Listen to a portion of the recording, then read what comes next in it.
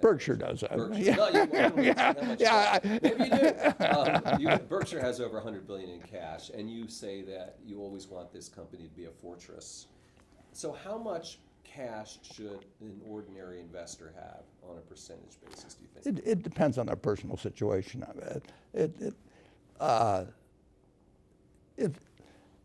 if you're working in something where you're living off your paycheck from week to week, you want to have a little cash around, and you certainly don't want to have a credit card that's maxed out or anything like that. But if your house is paid off, if you don't have big living expenses, you got a portfolio of decent diversified businesses, you don't really need any cash.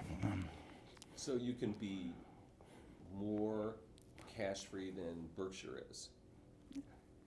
Yeah, I've got responsibility. We've got insurance claims. We could have hurricanes that, would happen. All kinds of things where we might have to pay out billions of dollars. And I've got over 1 million people that own shares that are counting on me to run the place so we get through periods like that. But if I were retired, I had say $1 million portfolio of stocks that was paying me $30,000 a year in dividends or something of the sort, and my children were growing, the house was paid off and everything. But, I wouldn't worry too much about having a lot of cash around. Let's talk a little bit about Apple. Everyone always wants to talk about Apple, right? It's kind of the it stock, the it company. You have a $45 billion stake, more or less. It was up, now it's down. You're still in the money. How closely do you follow the company? People are concerned they haven't really introduced any new products. Well, if you have to closely follow a company, you shouldn't own it. Really? No. If you buy a business, if you buy a farm, do you go up and look, every couple of weeks to see how far the corn is up, and do you worry too much about whether somebody says this is going to be a year of low prices because exports are being affected or anything like that? You buy a farm and you hold it for. I've got one farm that I bought in the 1980s, and my son runs it, but I've been there once, it doesn't grow faster if I go and stare at it. I can't cheer for it, more effort or something like that. And I know there's going to be some years when prices are going to be good and some when the prices aren't going to be good. I know there's years when yields will be better than others, but I bought the farm. And if it just doesn't, I don't care about economic predictions on it or anything of the sort. I do care that over the years it's well tended to in terms of rotating crops, and I hope yields get better, which they generally have. In fact, that farm 100 years ago would have probably produced 30 bushels, maybe 35 bushels of corn per acre, and now in a good year, it'd be 200. We've really made progress in this country. That's one reason commodity prices, if you go back a couple hundred years, they've moved so little, is because we've just gotten better and better at whether it's cotton or whether it's corn or soybeans or all kinds of things. And you and I have benefited from that. And so Apple's kind of like a farm. Well, it's a long-term investment, and if you own the best auto dealership in town, the best brand, and you had somebody good running it, you wouldn't drop by every day and say, how many people have come in today, or I think interest rates are going up a little, maybe it'll slow down our sales or anything. No, you buy it knowing there's 365 days a year, and you're going to own it for 20 years, so that's 7,300 days, and things are going to be different from day to day and year to year. You shouldn't buy it if the day-to-day stuff is important. Let's switch over to talk about buybacks, which is another hot topic these days. And you did a fair amount. If you look in the annual report, you can see that between December 13th and 24th, it looks like you guys bought back about $233 million worth of Berkshire, which was right near that particular stock market bottom. How did you know that? Or what was going through your mind? If I knew it, I'd have bought a lot more than 200 million. No, that's not a big purchase for us, actually. And no, we will buy Berkshire when we have lots of excess cash. All the needs of the business are taken care of. We spent $14 billion on property, plant, and equipment last year, way more than depreciation. So we take care of the needs of the business. Then we have excess cash. And if we we'd love to do is find other businesses to buy.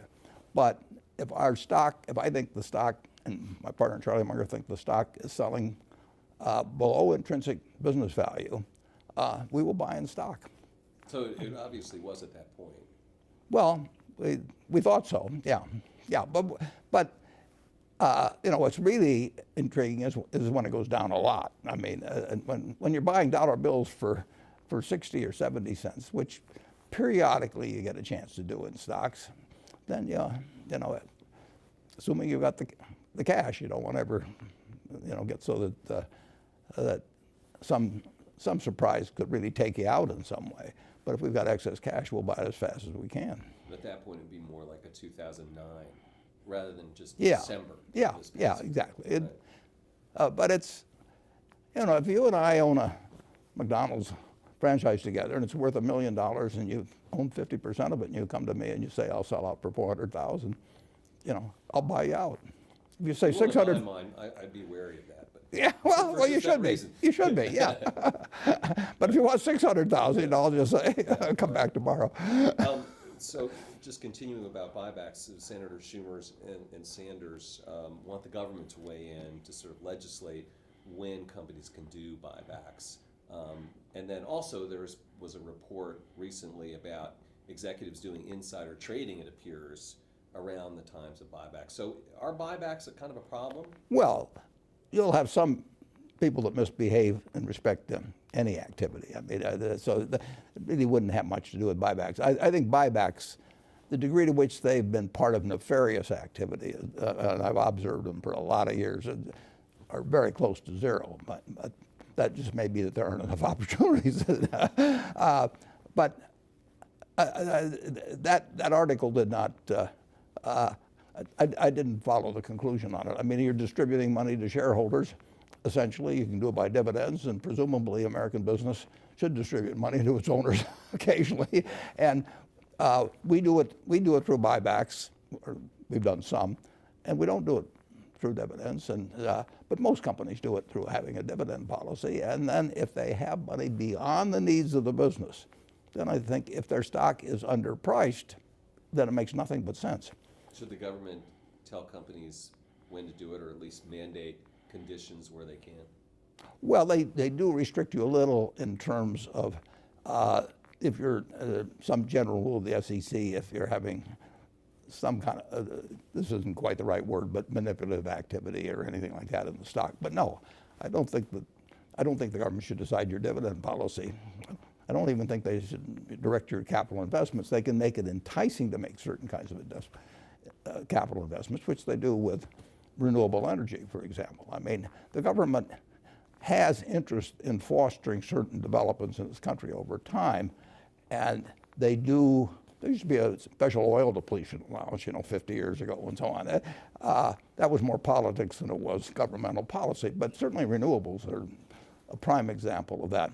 But the idea of directing whether you are entitled to return cash to shareholders and the manner in which you do it, I don't think really makes a lot of sense.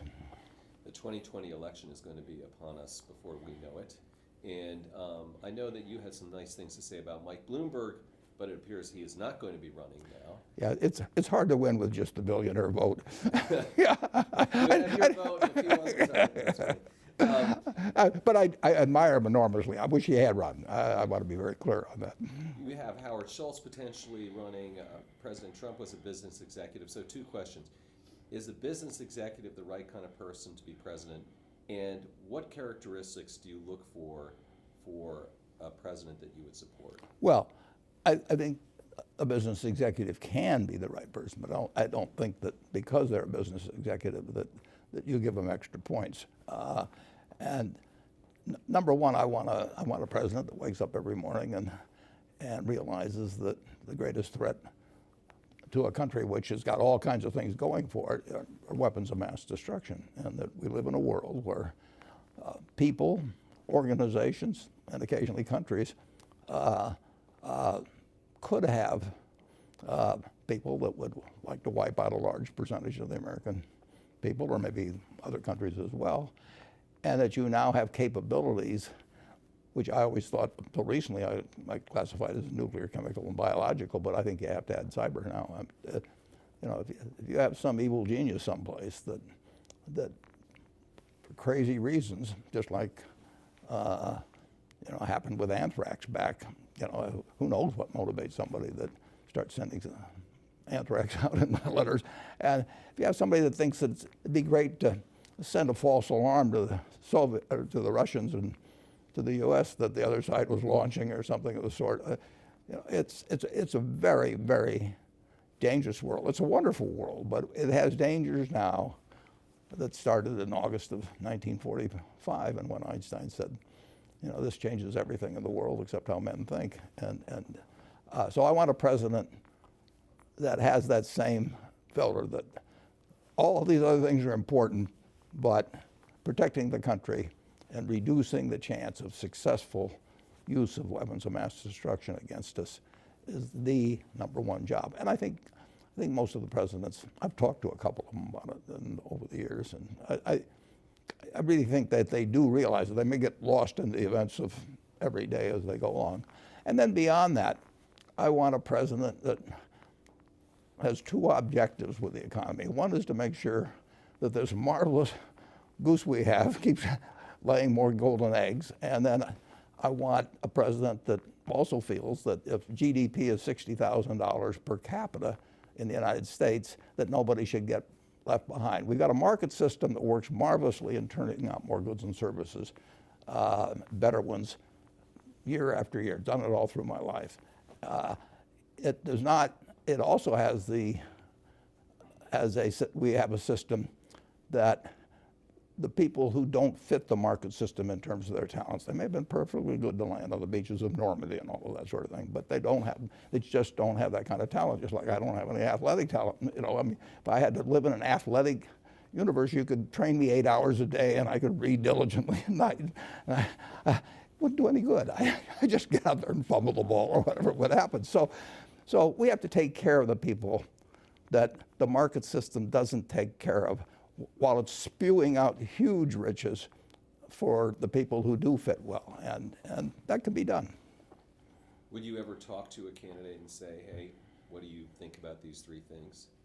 Well, they'll tell me what I want to hear in most cases. So I want to hear what they tell people who disagree with them on the subject. I always like to ask a candidate, they usually finesse me some way or another, but I say, what are you for that the majority of your followers are against? I know you really believe in that, and that's really the test, but I'm not sure that, except under some kind of sodium pentothal or something, you're going to get a great answer to that question. That's great, but that's the question you ask the presidential candidates or presidents that you would speak to. If I really want to get, and that's why Bernie Sanders was so successful. I mean, 90% of the people who voted for Bernie Sanders had probably not heard of him 2 years earlier, but they felt they knew exactly what he would do.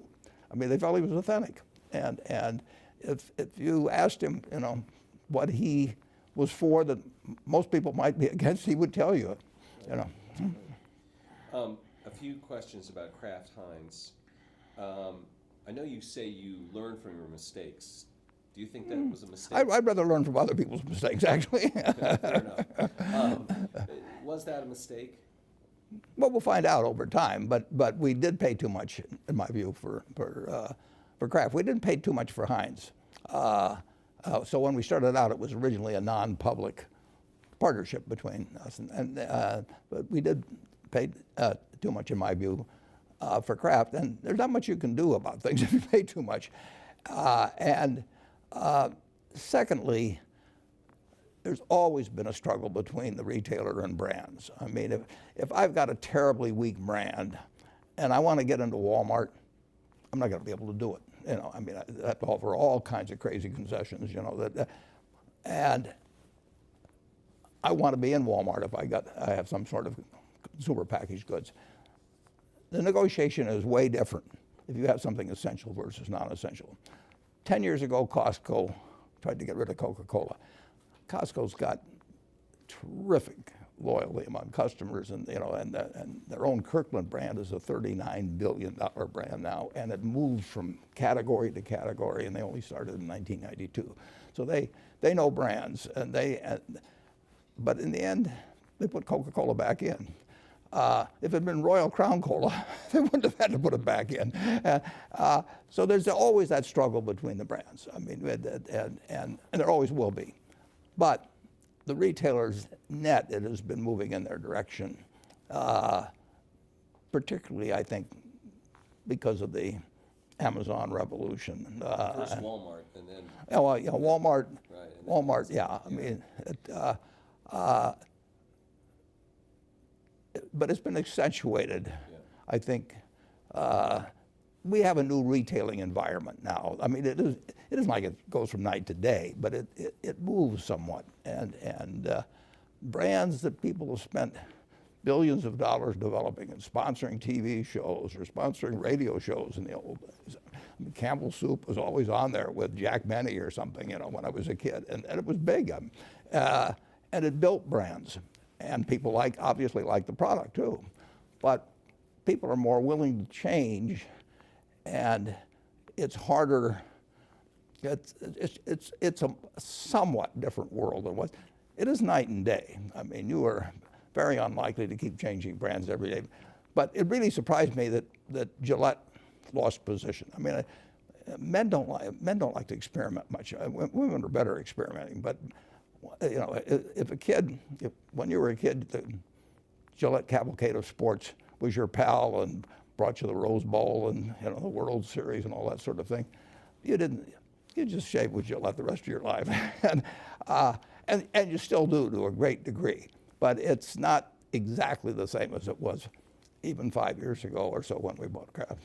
You mentioned Amazon as a game changer, and I have to ask you, you haven't bought the stock. You're an admirer of Jeff Bezos. A listing of the richest people in America came out. He's number one. I think your friend Bill Gates is number two. You're number three. So you can see what he's done in myriad ways. Yeah. And of course, the question is, how come you haven't bought Amazon? Is there still time to buy? Would you still buy it? Oh, I always admired Jeff. I mean, I met him 20 years ago or so, and I thought he was something special, but I didn't realize you could go from books to what's happened there. No, I mean, he had a vision and executed in an incredible way, something that it would not have, but there's a lot of games I miss. I would have missed Microsoft even if I gotten to know Bill earlier or something. Those just aren't my games. I don't worry about the things that I miss that are outside my circle of competence of evaluating. I have missed things that were within my circle, and that's a terrible mistake. Those are my biggest mistakes. You haven't seen them. But it's not a mistake because I miss Netscape or something like that at all. I would say that maybe 5% of the companies or 10% of the companies at most are within an area of my circle of competence. There's something I should be able to understand. So I want to get back to that trend thing you were just talking about. How do you recognize when a giant trend is over? And you're right, obviously, that over time things don't change that much, but sometimes they do. Like newspapers was a business that you admired for so long. It's not a good business anymore. Newspapers went. If you're the only one in town, now there were some competitive situations, but it was survival of the fattest. Whichever paper was the fattest won, right, because it had the most ads in it, and ads are news to people. I mean, they want to know what supermarket's having the bargain on Coke or Pepsi this weekend and so on. I mean, it upsets the people in the newsroom to talk that way, but the ads were the most important editorial content from the standpoint of the reader. Overall, in any big daily, I mean, if you were looking for a job, you had one place to look, and that was the classified section. If you were looking for an apartment to rent, and those pages were just dozens and dozens of pages. That's disappeared. I mean, the things that are essential to you. News is what you don't know that you want to know, and what happened in national sports. The moment it happens, and you can go watch video of it and so on. You can go to ESPN and see what's going on in that. You know what's happening in politics. You know what's happening in the stock market. I used to look at the stock market pages the next morning. Before I delivered the papers, I checked them out. The world has changed hugely, and it did it gradually. It went from monopoly to franchise to competitive to toast. Toast. Yeah, and sodas kind of like that too. I mean, they're still around, but that's a No, they're disappearing. Right. They're going to disappear. yeah. And so New York Times won't, the Washington Post won't, the Wall Street Right. Journal won't. Right. All right. Well, let me switch gears then and ask you about leverage a little bit. And corporate debt, people are concerned about. People are concerned about federal debt at $22 trillion. Should we reduce, let's just say, the federal debt, and how would we do that? Well, if you're running a deficit getting close to 5% when things are really good, you know, that's a new world. And nobody's, neither the Republicans or Democrats are particularly concerned about it. And we're not having a lot of inflation. That wasn't supposed to happen, you know, but it's happening. That's why I say you don't want to get hung up on trying to make economic analysis, because you know, nobody's any good at, you don't get rich doing that. If you look at, you mentioned that Forbes list, if you get on the list, the number of people have done that by economic analysis, I think you're just about zilch on there. Okay, fair enough. Income inequality, wealth inequality, you've talked about the earned income tax credit. Is there more to it than that? Should we adjust tax policy? It seems to be going the other way right now. Well, it is going the other way, but I think the earned income tax credit is the best way to put money in the pockets of people that don't fit well into the market system, but that are perfectly decent citizens and that have made a good bit of the success somebody like I've had with Berkshire or something possible. It wouldn't have happened without the America we have. And if you go back 200 years, and we're all working on, 80% of us are working on farms. The person that's the best at that, working on that farm, whatever it may be, is worth maybe twice the ones that's the worst. You know, I mean, that's the difference between super talent and no talent in the farm economy, picking cotton or whatever it may be.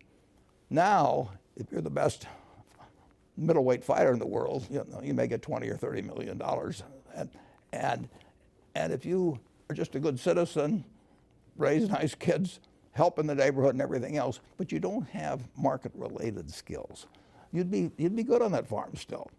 And you would be earning something comparable to most of the people around you. But you don't have something now that, as it gets more and more specialized, and it's going to continue to get more specialized, you want two things for that person. You want them to have a decent life. I mean, they live in a country with 60,000 of GDP per person. You want them to have a decent life, and they can. I also think you want them to have a feeling of accomplishment. So you want them to have a job, assuming that they're not handicapped in some way. You want them to have a job. But the minimum wage would be one way to say, well, we'll make sure that they have enough money in their pocket. But that's got a lot of effects in disturbing the market system. They just need more cash. They don't need a higher wage. They need more cash in their pocket. And the government, at a relatively low cost, can provide a decent living for anybody that's working 40 hours a week and has a couple of children. And we've gone in that direction, and it's sort of bipartisan. I mean, you find both Republicans and Democrats for it. I think it would be better not to have one annual payment, you know, that they get it monthly. And I think there's various things you could do, but you want them to feel part of the system, and you want to have them get, as more and more of these golden eggs are laid, you want them to get a little more of their share. I mean, if we don't do that and the Democrats win, it's possible we get, you know, big taxes on wealthy people, free college for all, and those are bigger plans. You want more money in the pockets of everybody that's willing to work or is unable to work. And we can do it. A rich family would do that. You know, if I had 6 or 7 kids and I had some business I wanted to pass on, you know, you'd pick the most able person to run it because that's the market system to do that. But you'd make sure that all 7 of the family participated. You'd give more to the one that, you might give more to the one that kept producing the golden eggs. You would, but you wouldn't just say to the the one at the lowest end, who might be the best kid of all in most respects. You know, he's the one that shares with everybody and does all kinds of things. You know, and you wouldn't say to that him or her that, you know, too bad, but that's just the way the market system works. You know, that, go have your spouse get a job and, you know, and look for housing someplace. Right. don't we do an update about the healthcare initiative, which now the company has a name. Yeah, Haven, was that your idea? No. Sometimes No, you- I didn't worry about a name. We could have gone on as a no-name operation for 10 years, as far as I'm concerned. No, that is, we got a wonderful partnership in the sense that it's large and has reasonable market muscle with more than 1 million employees among the three of us. We've got 3 CEOs that can make things get done in organizations that are so big that normally they would get very bureaucratic. If you tried to do this with many big companies, you'd have legal weighing in and public relations weighing in. We don't have any of that stuff. They may have them in certain areas, but I don't have to. But Jamie isn't going to worry about doing that sort of thing, and neither is Jeff. So we've got a unity of commitment and an ability to execute on the commitment. The only problem is you've got a $3.4 trillion industry, which is as much as the federal government raises every year, that basically feels pretty good about the system. As we went around talking to people to find a leader for the group, for example, everybody says, the system, it turns out very good medicine, but you can't go from 5% of GDP to 18, without really making you less competitive, among other things in the world. So everybody thought the system needed some adjustment, just not their part of the system, and that's very human. I'd do the same thing, I'm sure, if I was in the same place. So there's an enormous resistance to change, while a similar acknowledgement that change will be needed. And of course, if the private sector doesn't supply that over a period of time, people will say then, we give up, we got to turn this over to government, which will probably be even worse. How often do you talk to Jamie and Jeff about it? I know Todd Combs, I think, is Yeah, the point person. Todd really does all the work at our point. If this works, give Todd 100% of the credit from the Berkshire standpoint. Do you talk to Dr. Gawande at all? I've talked to him once or twice. I'll tell you one interesting story about him, though. I think it was in 2010. I've got a partner, Charlie Munger, who's 95 now, but we both read the New Yorker, but we don't talk about it. And one day I'm talking to Charlie, and I say, I read this terrific article by a fellow I never heard of before, probably didn't know how to pronounce his name then. I said, and Charlie said, he says, I sent him a check for $20,000 the other day. I read that article, it's the best article I've read in a long time, so I just thought, you don't get paid that much for being a writer at the New Yorker, so he actually just sent him off a check. So 2 guys 1,500 miles apart, both regarded that as one of the most interesting, informative articles we'd read, and similarly we followed him subsequently and met him and all of that. But it wasn't my. Should take note. If it's a good article, maybe Charlie Munger will send you. Well, it is true that if you read 3,000 or 4,000 words by somebody on an important subject, and they really give you some insights or some factual background or something that you haven't seen in years and years of reading about it, I mean, they should make an impression. I mean, other people have made an impression on me through their writings. Does Haven have to buy companies to gain expertise? And what do you?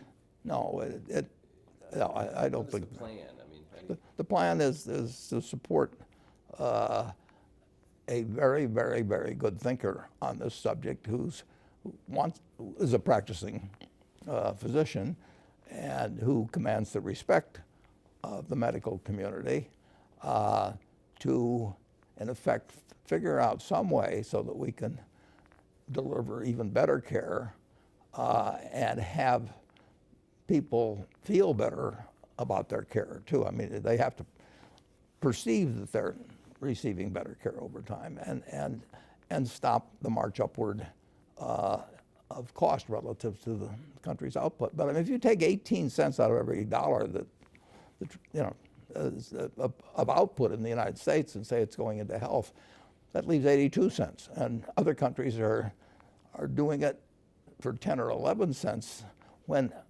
if you go back to 1970, all of us were doing it for around 5 cents. So we started from a fairly similar point compared to major industrial countries, and it just keeps going up. And last year, a corporate tax cut was put in for something that was 2% of GDP, roughly, and people said we can't be competitive if we have this 2% cost, versus the rest of the world. And there's something that basically corporations pay in a very big way, and it goes to 18, and I say it is a tapeworm of the U.S. economy. We've got such a wonderful economy, we can do some very expensive things. I mean, but that doesn't mean we should. That doesn't mean, if you have a rich family, you still want to be as efficient as you can on things generally. That's not the way all rich families feel, but it's the way at least one rich family I know behaves.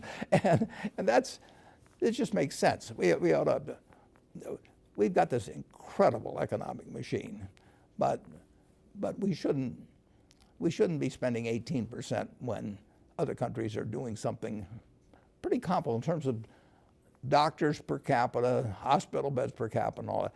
The very top stuff in medicine, I think, is very much concentrated in this country, and that's great. I want us to be the leader, but I just don't. I think we're paying a price. If we're paying 7 extra points of GDP, that's 1.4 trillion a year.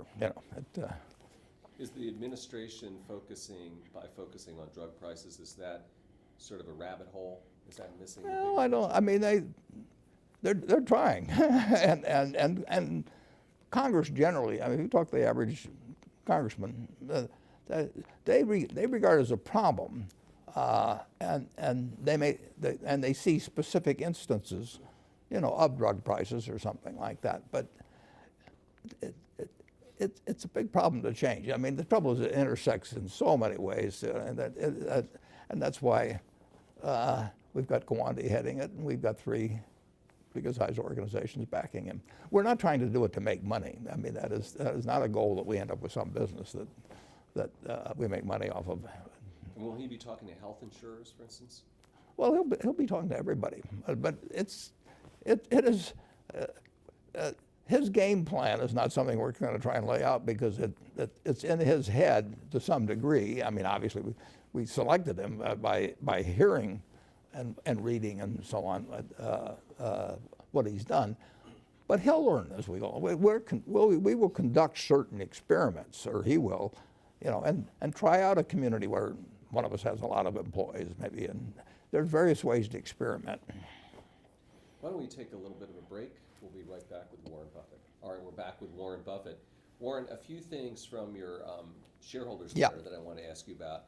You talked about the disparity in value between stakes in companies and wholesale takeovers, so that you are looking maybe to buy positions in stocks rather than buying whole companies because of the price differential. Why does that exist? Can you explain that to us? Well, generally speaking, when companies are sold, they sell at premiums. Now, they sell at premiums because the buyer thinks they can do all kinds of wonderful things with it that the present management isn't doing. I've often said that, on the Fortune 500, maybe 250 companies should buy the other 250, and they just totally shift every year because everybody thinks they can run it better than the next guy, which is what you're saying when you buy it in its entirety. I don't think we can run anything better than the people that are running when we buy it. So it's hard for me to get to a premium, and the premiums have gotten more dramatic, and the leverage available has gotten pretty generous, and that causes people to buy it. People love to buy what they can't pay for. Amazingly, if somebody will also put up the money, and we don't calculate leverage into any of our purchases. In other words, we don't say if we buy this thing for $10 billion, we can borrow $7 billion against it, because we're really using up Berkshire's general credit. I mean, I could apply 70% leverage to any one of our companies and make it look better, but the truth is it's the general credit of Berkshire that's doing that. So it'd be crazy to, just because I want to buy something, say, well, I'm buying this with 70% leverage, so therefore I can pay this kind of silly price.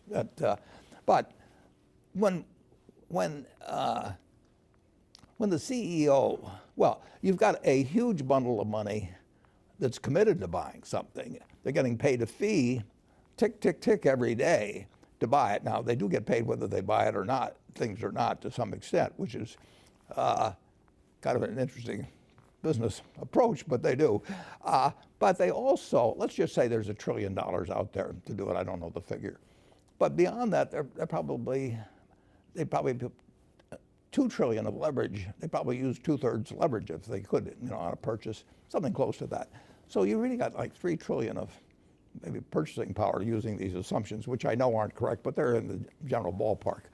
Well, $3 trillion, there's only 30 trillion of U.S. companies, roughly.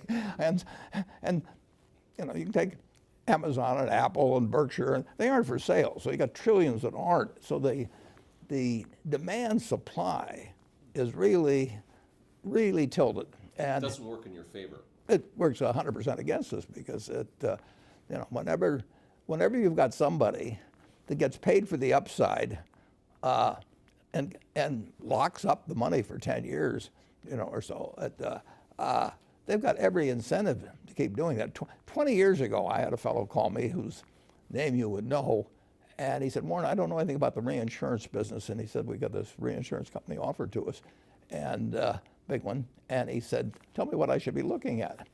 And I went through a little bit of it. I said, but you're not going to learn that much about the reinsurance business by a phone call with me. And why are you looking at this? And he said, we got to get the money invested in the next 3 months or we have to give it back, and that's his equation, and once he buys that company, he's got a fee built in for 5 years or whatever it may be, and he's got some of the upside, and he'd like upside, but if it doesn't work out, he still makes a lot and gets very, very rich by anybody's standards. So it's tough to compete with that. Right. Shifting gears, where do you find things like that Abe Lincoln tail and leg quotes? I mean, do you read Bartlett's book of quotations? No, I don't read by it, but probably 50 years ago I looked at a few Bartlett's quotations, but I read a lot. And you just remember these things and apply well, them? if you're 88 years old, I mean, you ought to remember something. Oh, you don't remember what happened yesterday, but you remember the old stuff. You've got a lot of interesting quotations in your head, Not like you do. That's great. Okay. I was looking at another topic completely. I was looking at the New York Times stock, and boy, it was, I think, $3 in 2009. It's $30 today, and noticing Carlos Slim, I think, did pretty well. Very well. Were you interested in buying the New York Times? Did they approach you back then in 2009? It's been reported, and it's in this book that just came out by the former editor. There's just a little reference Jill to it. Abramson's Yeah, Jill's book, and it's just touched on there. But they were in trouble. A lot of companies were in trouble then.